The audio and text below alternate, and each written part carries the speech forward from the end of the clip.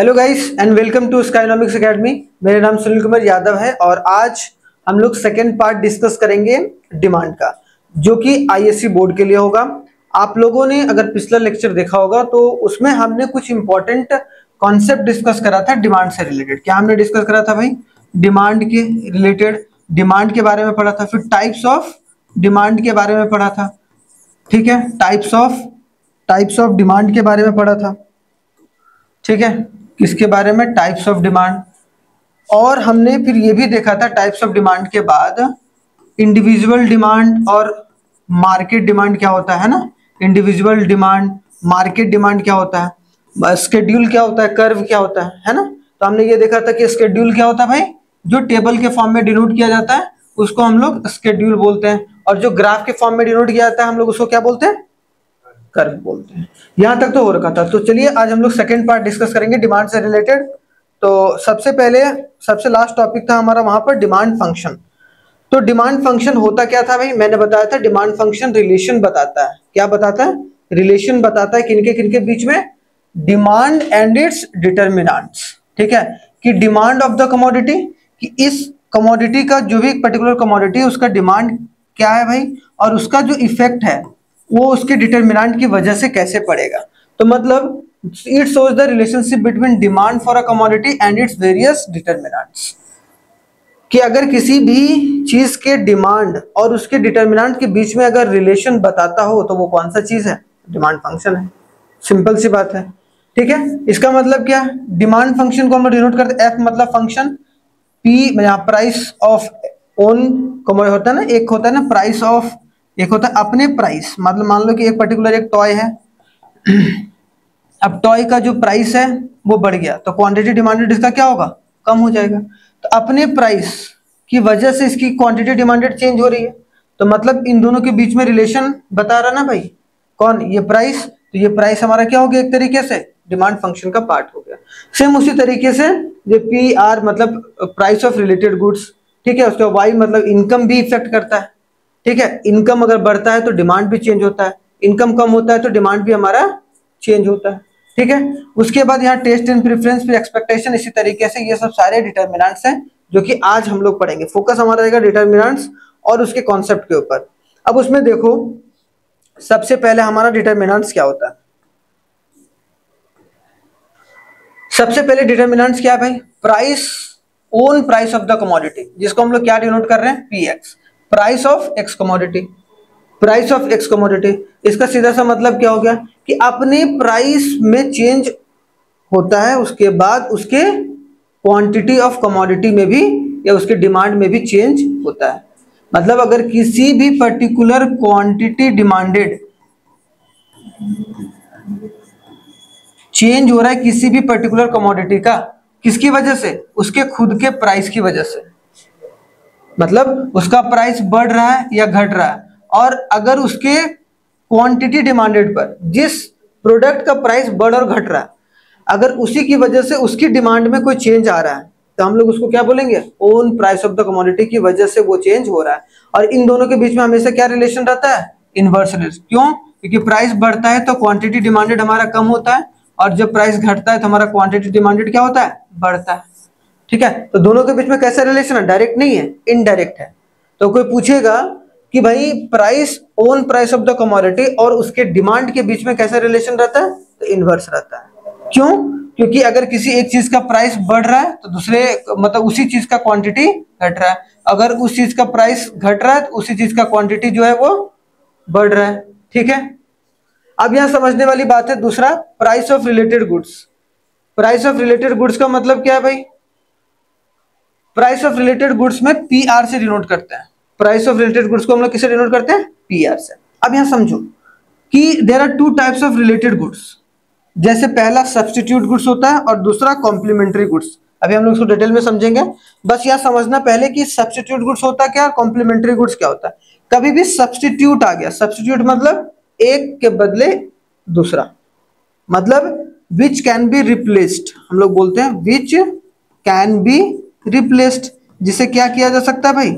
Replaced किया जा सकता है। They are those goods, substitute goods are those goods which can be used in the place of one another. जिसको एक दूसरे के बदले हम लोग इस्तेमाल कर सकते हैं। ठीक है, जैसे कि मान लो कि टी है, ठीक है, टी है और कॉफी है, टी है और कॉफी है। तो मान लो कि अगर टी का प्राइस बढ़ रहा है तो क्वांटिटी किसका बढ़ेगा? क्वांटिटी डिमांडेड कॉफी का। मतलब किसी एक चीज का प्राइस बढ़ने और घटने की वजह से किसी दूसरे क्वांटिटी का जो है वो डिमांड घटना और बढ़ना। क्योंकि अगर टी का प्राइस बढ़ गया, टी लोगों को महंगा लग रहा है, इसका मतलब क्या, वो क्या खरीदने लगेगा? ठीक है, तो ये जिसको हम लोग रिप्लेस किया, सब्स्टिट्यूट मतलब जिसको सब्स्टिट्यूट किया जा सकता हो। बी में आता है आपका कॉम्प्लीमेंट्री गुड्स। अब कॉम्प्लीमेंट्री गुड्स का मतलब क्या होता है? Complementary goods are goods that peoples tends to use together, which can be, इसको हम लोग ऐसे बोल सकते हैं, the goods which can be used और कंज्यूम्ड टुगेदर। ठीक है, यूज्ड और कंज्यूम्ड टुगेदर, जिसको हम लोग साथ में जो है वो कंज्यूम कर सकते हो या फिर हम लोग उसको यूज कर सकते हैं। जैसे कि यहां पर बोला गया कार और पेट्रोल, तो कार, जैसे कि पेन और इंक है ना, पेन है तो उसका इंक भी होगा भाई, बिना मतलब इंक का पेन का महत्व रह जाएगा? नहीं रह जाएगा। तो वैसे चीज जिसको साथ में हम लोग कंज्यूम करते हो, और इसमें क्या होगा, इसमें सोचो, इसमें जब इसका प्राइस बढ़ेगा एक पर्टिकुलर गुड्स का, मान लो पेन का प्राइस बढ़ गया, तो इंक का क्वांटिटी डिमांडेड क्या होगा? घट जाएगा, बढ़ जाएगा बोल रहा है। क्यों बढ़ेगा? नहीं बढ़ेगा। अब क्यों? क्योंकि भाई अब सोचो, क्योंकि पेन जो है, पेन का जो प्राइस है वो बढ़ गया, इसका मतलब क्या है कि पेन अब कम खरीदेंगे लोग, हाँ या ना, as per the law of demand. अब उसकी वजह से ये क्वांटिटी कम होगा तो इसका भी क्वांटिटी क्या होगा? कम ही तो होगा, ज्यादा नहीं होगा। ठीक है, अब इसको थोड़ा सा हम लोग डिटेल में समझते हैं, एक एक करके डायग्राम के हिसाब से, ताकि जो चीजें हैं वो आसानी से क्लियर हो पाए। अब देखो, जैसे कि सब्स्टिट्यूट गुड्स बोला है, यहां पर एक सिंपल सी बात बोली गई है कि increase in the price of commodity will increase in the demand of its substitute goods. तो मतलब टी है भाई, अब टी का सब्स्टिट्यूट गुड्स क्या है? कॉफी। टी का प्राइस बढ़ा जिसके वजह से क्वांटिटी डिमांडेड इसका बढ़ा।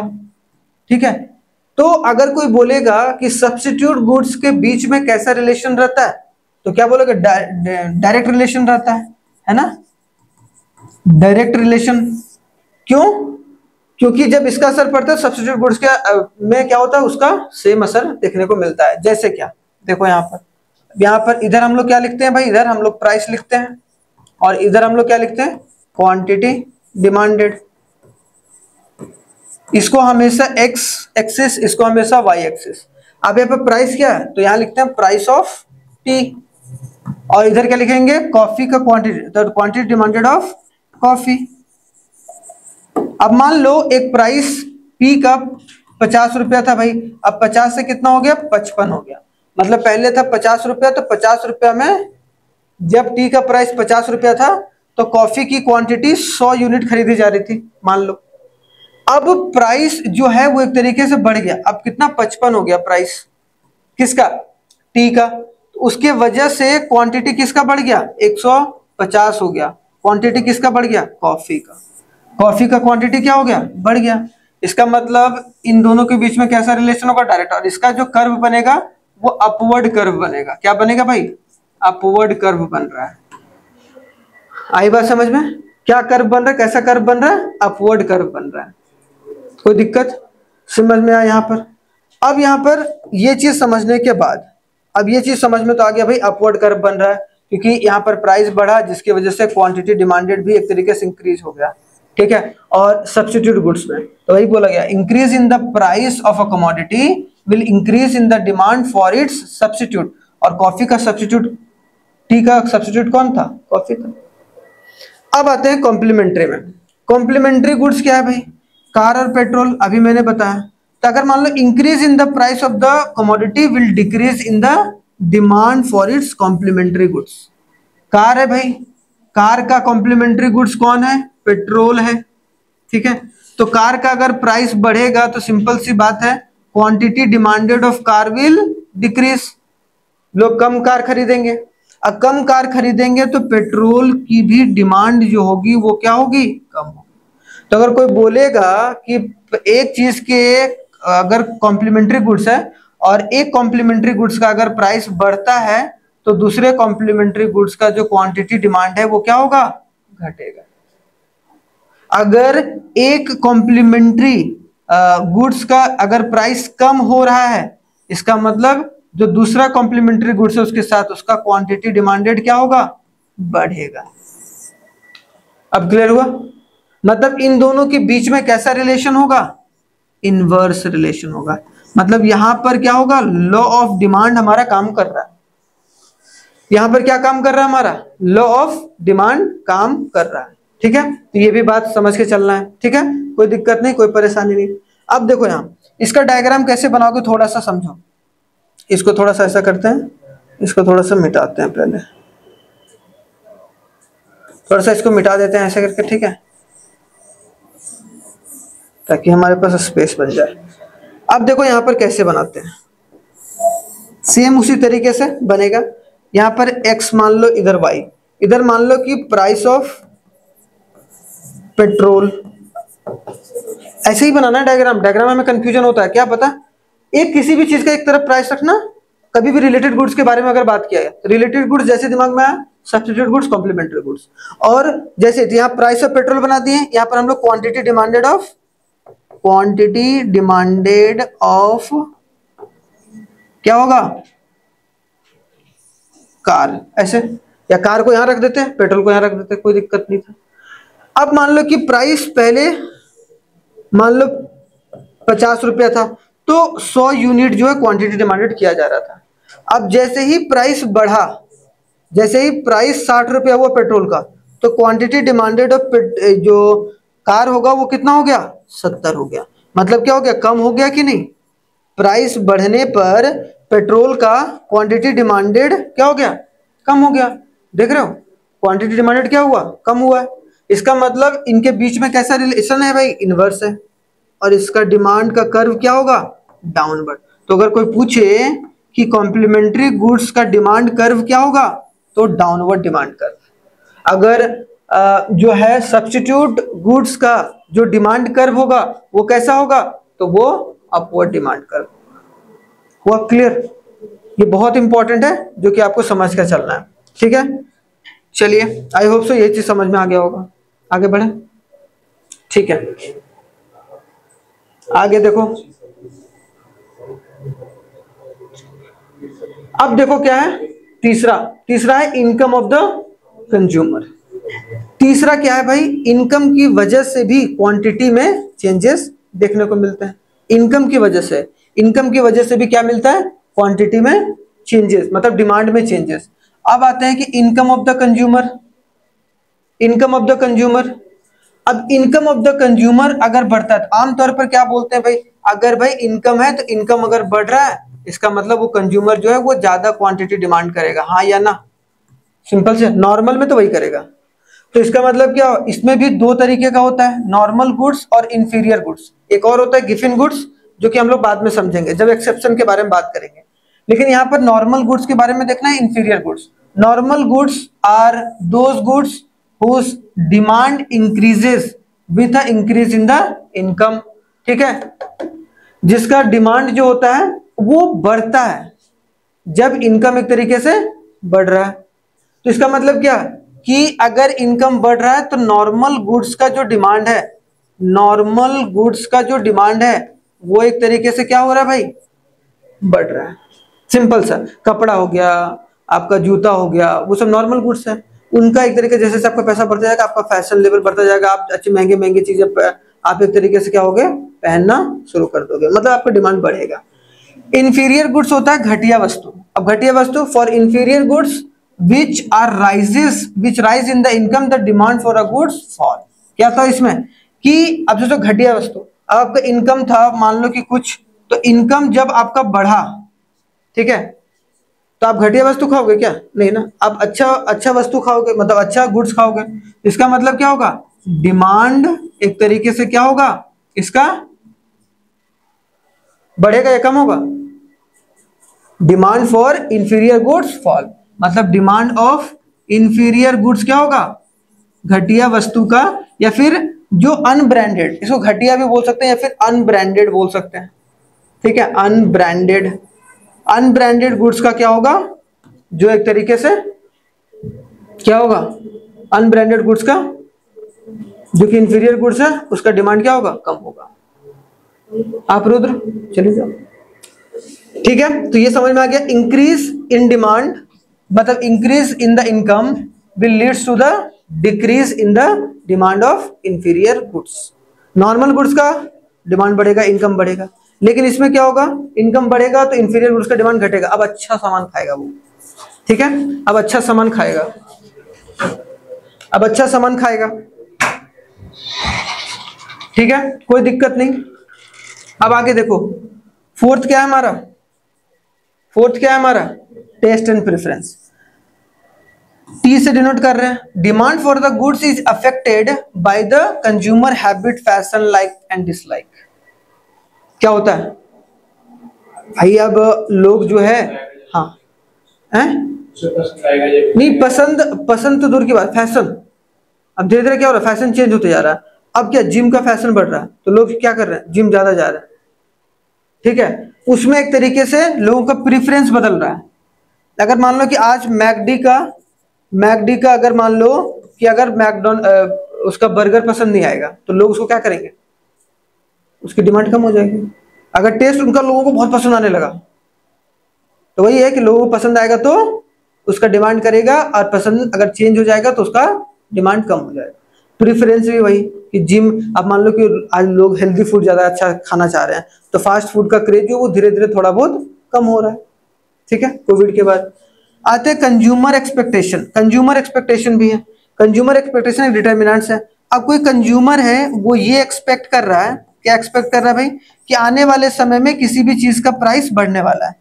हम ये बोल रहे हैं कि यार अभी ना 3 महीने के बाद एसी का दाम जो है वो बढ़ेगा, तो अभी क्या होगा, उसकी क्वांटिटी डिमांडेड क्या होगी, बढ़ेगी, हाँ या ना, क्योंकि अभी वो खरीद लेगा ना, बाद में जब प्राइस बढ़ेगा तो उसमें क्यों खरीदेगा वो। सेम उसी तरीके से अगर कोई बंदा ये सोच रहा है कि अगर आने वाले समय में प्राइस कम होगा तो क्वांटिटी डिमांडेड हमारा क्या होगा, क्वांटिटी डिमांडेड क्या होगा, घटेगा, घटेगा, क्योंकि भाई वो सोचेगा कि हम आने वाले समय जब प्राइस कम होगा तब हम क्वांटिटी डिमांडेड करेंगे। तो ये हमारा सिंपल सा डिटर्मिनेंट था जो कि आपको याद रखना इंपॉर्टेंट है। 5वां कंप्लीट। अब आते हैं नॉर्मल गुड्स और इंफीरियर गुड्स के बीच में बेसिक डिफरेंस। नॉर्मल गुड्स और इंफीरियर गुड्स में क्या है, अगर अभी बताया मैंने, नॉर्मल गुड्स में क्या होता है भाई, इनकम के बढ़ने की वजह से नॉर्मल गुड्स का डिमांड क्या होता है, नॉर्मल गुड्स डिमांड क्या होता है, बढ़ता है। अगर उसका इनकम जो है वो एक तरीके से कम हो रहा है तो नॉर्मल गुड्स का डिमांड क्या होगा, कम हो जाएगा। मतलब दोनों के बीच में कैसा रिलेशन है, डायरेक्ट रिलेशन है। क्या होगा, डायरेक्ट रिलेशन है, डायरेक्ट रिलेशन है between normal goods and income. लेकिन इंफीरियर गुड्स में क्योंकि ये घटिया या अनब्रांडेड है, इसका मतलब यहाँ पर अगर इनकम किसी भी पर्टिकुलर इंसान का बढ़ रहा है तो inferior goods demand, inferior goods जो डिमांड है वो एक तरीके से क्या होगा भाई, कम होगा, क्योंकि अब वो अच्छा सामान खाने लगेगा। सेम उसी तरीके से ये बहुत बार पूछा जाता है भाई, अगर कम होगा इनकम तो इंफीरियर गुड्स का डिमांड क्या होगा, इंफीरियर गुड्स डिमांड क्या होगा, बढ़ जाएगा। तो लगने लगेगा भाई ऐसा ना हो कि अब जो है वो इनकम और ज्यादा कम हो जाए इसलिए खरीद के रख लो घटिया। तो जब इनकम कम होगा ज्यादा घटिया वस्तु खाएगा, मतलब अनब्रांडेड गुड्स खाएगा।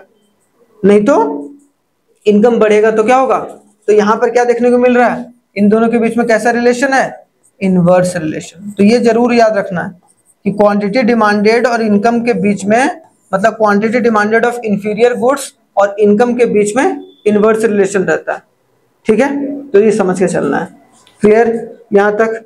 अब आगे आते हैं थोड़ा सा हम लोग डिटर्मिनेंट्स। नेक्स्ट एक आता है मार्केट एक्सपेक्टेशन, जो कि अभी हमने देखा, एक इंडिविजुअल एक्सपेक्टेशन, एक मार्केट का। तो मार्केट में क्या, current demand of the market affected by the expectation of the future price.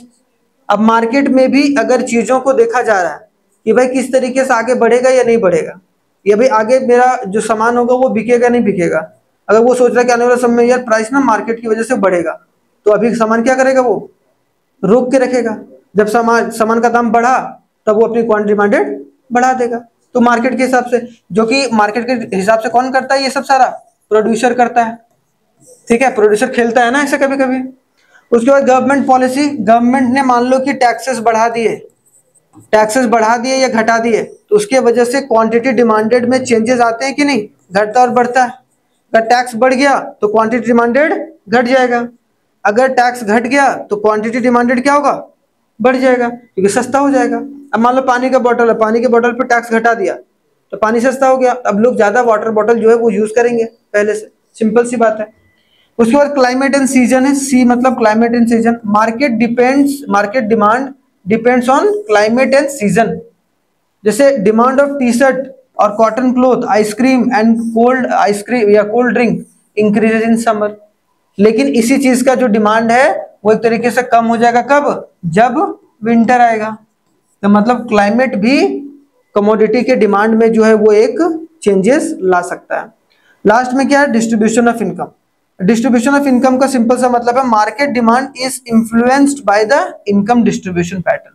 अगर सारे लोगों के पास समान तरीके से पैसा है, मतलब इक्वल तरीके से पैसा है, मतलब मार्केट डिमांड भी अच्छे तरीके से होगा। अगर मान लो कुछ लोगों के पास ही बहुत ज्यादा पैसा और बहुत सारे लोगों के पास पैसा है ही नहीं, इसका मतलब यही कुछ लोग डिमांड करें, मतलब कुछ ही डिमांड होगा और सारी डिमांड नहीं होंगे। इसीलिए हम लोग बोलते हैं ना कि हमारी इकोनॉमी में सरकार या आरबीआई को पैसा देना चाहिए।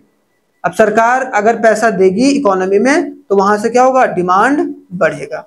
जितने ज्यादा लोगों पर पैसा होगा, जितने ज्यादा इकोनॉमी में पैसा फ्लो करेगा, उतना ज्यादा एक तरीके से डिमांड क्रिएट होने की संभावना। लेकिन बहुत ज्यादा अगर होगा तब भी गड़बड़ है, क्योंकि बहुत ज्यादा हो जाएगा तो क्या हो जाएगा भाई, इन्फ्लेशन हो जाएगा, है ना, बताया था, इन्फ्लेशन हो जाएगा, महंगाई हो जाएगा। तो ये बात याद रखना है। तो ये हमारे क्या हो गए, डिटरमिनेंट्स हैं जो कि आपको समझकर चलना है, ठीक है।